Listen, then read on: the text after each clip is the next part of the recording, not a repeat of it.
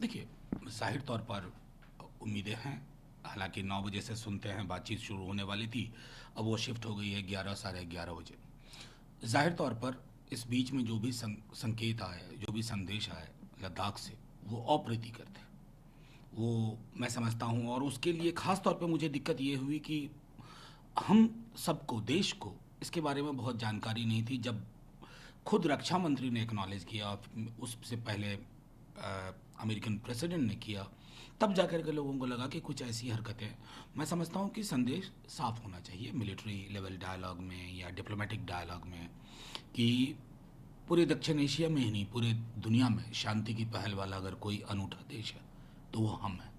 लेकिन शांति स्वाभिमान की कीमत पर नहीं हो सकती है। शांति आप हमारी ज़मीन हथिया लें और फिर शांति की उम्मीद करें, वो नहीं। तो मैं समझता हूँ ये संदेश जाना चाहिए, जाएगा। देखिए, हम सक्षम हैं। अमेरिकी राष्ट्रपति ने, जो बाद में तय भी हुआ कि शायद प्रेसिडेंट प्राइम मिनिस्टर साहब ने बात नहीं की थी, अमेरिकी राष्ट्रपति आउट ऑफ टर्न बोलते हैं अपने घरेलू मामलों में भी और विदेशी मामलों में भी। हम सक्षम हैं, और हम कितने सक्षम हैं ये आने वाले दिन बता देंगे। बस ये तय होना चाहिए कि हमारी, जो मैंने पहले कहा, कि हमारी कूटनीति ट्रायल बैलून में ना रहे। चाइना के बरक्स, ये मेरे लिए और हम में से कईयों के लिए चिंता का विषय है कि जिस प्रकार का रॉबस्ट पोजीशन हमारा एक दूसरे पड़ोसी के लिए होता है, उसमें हम कमी क्यों देखते हैं जब चाइना के बरक्स बातें होती हैं। देखिए, मैं तो ये समझता हूँ कि देश के किसी भी हिस्से में कोई भी दल, और ख़ास करके विश्व का सबसे बड़ा दल, अगर इस महामारी के दौर में, जहाँ सिर्फ ज़िंदगी नहीं जा रही है, ज़िंदगी तहस नहस भी हो रही है, उसमें अगर कोई दल राजनीति को सोचता है, तो मैं सॉलिसिटर जनरल वाले उस फ्रेज को लाना चाहता हूँ जो उन्होंने सुप्रीम कोर्ट में दिया। बोलना भी ठीक नहीं है, और हम तो वहाँ के एक सबसे बड़े दल हैं, लेकिन हमने अब तक तो इलेक्शन पॉलिटिक्स की बात नहीं की है। तेजस्वी जी खुद भी, हमारे तमाम बड़े नेता, कल हम लोग प्रतिकार में जा रहे हैं, और प्रतिकार में कुछ नहीं, राजनीति नहीं, कि माइग्रेंट लेबर को लेकर के जितना कोहराम मचा, उस दौर में ये सबसे बड़ा विश्व का दल, चाल चरित्र और चेहरा, वो डिजिटली कहीं नहीं दिखा हमें। ये संदेश बिहार को पहुंच चुका है। मैं उनकी तरह भविष्यवक्ता नहीं हूँ, बनना भी नहीं चाहता। ज़मीन के कोहराम के बाद, जिंदगियों के तहस नहस के बाद, अगर उनका ये अंगणित कुछ कह रहा है, तो बहुत बड़ी पॉसिबिलिटी है कि इलेक्शन कुड बी रिग्ड। मैं तो सीधे मानता हूँ कि ये पोस्चरिंग है, ये उनका अंदरूनी मामला है, और ये पोस्चरिंग में समझते हैं कि पॉलिटिकल पार्टीज अपोजिशन को वो मूर्ख बना लेंगे। ये लूडो खेल रहे हैं, कभी लाल वाला लेते हैं गोटी, कभी हरा वाला गोटी लेते हैं। इस लूडो में न बिहार की जनता फंसेगी, न बिहार का जो सबसे बड़ा विपक्षी दल है वो फंसेगा। ये सारी चीज़ें हो रही हैं कि 15 सीट मिलेगी उनको, कि 20 सीट मिलेंगी, 25 सीटें मिलेंगी, या कुछ नहीं मिलेंगी, उसको, उसके इर्द गिर्द उनकी वो पॉलिटिकल पोस्चरिंग। देखिए, इलेक्शन में राजद कहाँ खड़ा है वो ज़मीनी हकीकत जानता। सबसे बड़े दल हैं हम, इसे कोई इनकार नहीं कर सकता, सबसे बड़ा वोट शेयर है हमारा। और अभी इस पूरी प्रक्रिया में लोग ये भी देख रहे हैं हमारी संवेदनाओं को। हम चुनाव की बात नहीं कर रहे हैं कि कितनी सीट कहाँ आएंगी, हम डिजिटल रैली चुनाव के लिए नहीं कर रहे हैं। डिजिटली हमारा संवाद होता है ना, तो माइग्रेंट वर्कर्स की क्राइसिस को लेकर के, क्वारंटाइन सेंटर्स की कमियों को हाईलाइट करने के लिए, सड़कों पर बिखड़ी पड़ी जिंदगी को थोड़ा बहुत समेटने में मदद करने के लिए हम जाहिर तौर पर वल्चर वाली पॉलिटिक्स तो नहीं करेंगे ना। सेक्रेटरी जनरल साहब, जो सॉलिसिटर जनरल साहब ने कहा, ये तो वैसे ही है कि वो एक अफसाने को हकीकत में तब्दील करने की कोशिश करें और हम मान लें। मैं तो खुद कई चार्जशीट्स देख चुका हूँ। बहुत सारे एफआईआर हुए दंगों के बाद, आपने चंद एफआईआर को चुना। नंबर एक, आपने एंटी सीएए प्रोटेस्ट को डीलेजिटिमाइज करने के लिए उसको लिंक करने की कोशिश की दिल्ली की हिंसा से।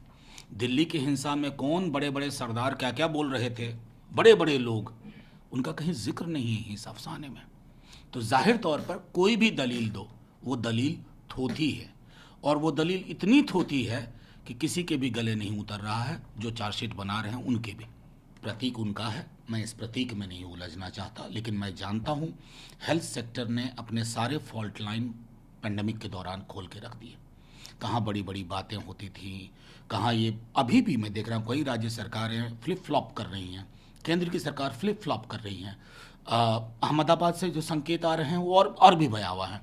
तो मैं तो सीधे इतना ही कहूँगा कि इस महामारी से जब कभी निजात मिले, एक बार कोई भी पार्टी सत्ता में हो ये जरूर सोचे कि स्वास्थ्य और शिक्षा में अगर आप बाजार का अंधाधुंध प्रवेश कराएंगे ना, तो बाजार लाभ हानि पे चलता है, जिंदगियां लाभ हानि में उलझनी नहीं चाहिए।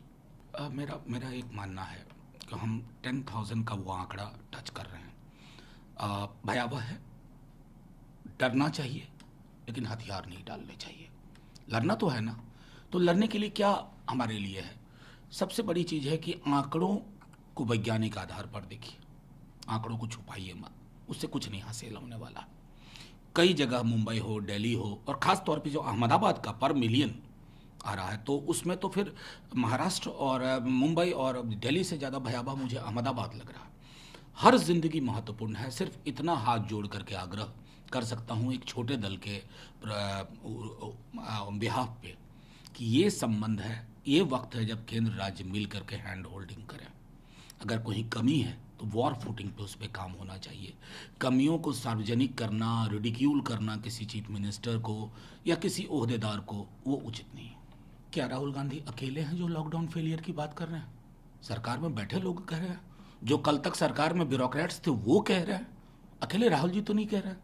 और राहुल जी अगर कह रहे हैं लॉकडाउन फेल हो गया, तो इसमें कोई दिक्कत भी तो नहीं है ना। एडमिट करिए फेल हो गया, एडमिट करिए। जो मैं ये भी नहीं कहूँगा कि प्रधानमंत्री जी को सब ज्ञान था, मैं उनकी जगह होता तो शायद मैं भी ये गलती करता। तो कई दफ़ा क्या होता है कि अपनी गलतियों को स्वीकार करना। लॉकडाउन की क्या वजह थी? आप जानते थे कि लॉकडाउन वैक्सीन नहीं है, वो दवाई नहीं है, वो एक बैरिकेडिंग है टाइमलाइन में, जहां आप उस समय का उपयोग कर रहे हैं एक तरफ कंटेन करने और दूसरी तरफ हेल्थ इंफ्रास्ट्रक्चर पे काम करने में, और उसमें हम फेल हुए। कभी फर्स्ट लॉकडाउन के समय में किसी ने प्रवासी मजदूरों की व्यथा और उनकी पीड़ा को समझा? थर्ड लॉकडाउन तक उनका जिक्र नहीं हुआ। इसलिए अगर राहुल जी कह रहे हैं कि कर्व के माध्यम से ये फेल हुआ है, तो इसको स्वीकार करते और इसके आगे की जिंदगी देखी जाए। इसके आगे where do we go from here? ये चीज़ें बंद होनी चाहिए। मैं खुद कुछ कई केसेस जानता हूँ जहाँ लोग सुबह से रात तक बेड नहीं, हॉस्पिटल रिफ्यूज कर रहे हैं। कोविड को छोड़ दीजिए, कई लोगों को जिनको अन्य गंभीर बीमारियां हैं, उनके लिए हॉस्पिटल में जगह नहीं। तो मेरा मानना है कि कुछ तो इसका तरीका ढूंढना होगा, अन्यथा हम जिंदगियों को यूं ही चला जाता देखेंगे। और ये वक्त पॉलिटिकल पोस्चरिंग का तो कतई नहीं है। दिल्ली में केंद्र भी है और राज्य भी है, क्यों नहीं हाथ उठा करके विकल्प तलाशें, हाथ जोड़ मिला करके विकल्प तलाशें, बजाय इसके कि प्रेस कॉन्फ्रेंस करें कि हेल्थ मिनिस्टर केंद्र के ऐसा बोले, मैं ऐसा कह रहा हूँ। मैं समझ रहा हूँ कि ये हमारी संवेदनाओं को भी चोट करता है। नमस्कार, मु राजश्री। लेटेस्ट न्यूज अपडेट पाई एबे ही ओटीवी रो फेसबुक, ट्विटर, यूट्यूब को लाइक, शेयर, फॉलो और सब्सक्राइब करो। बदलुछि समय, बदलुछि अभ्यास। ओटीवी डिजिटल, से विश्वास।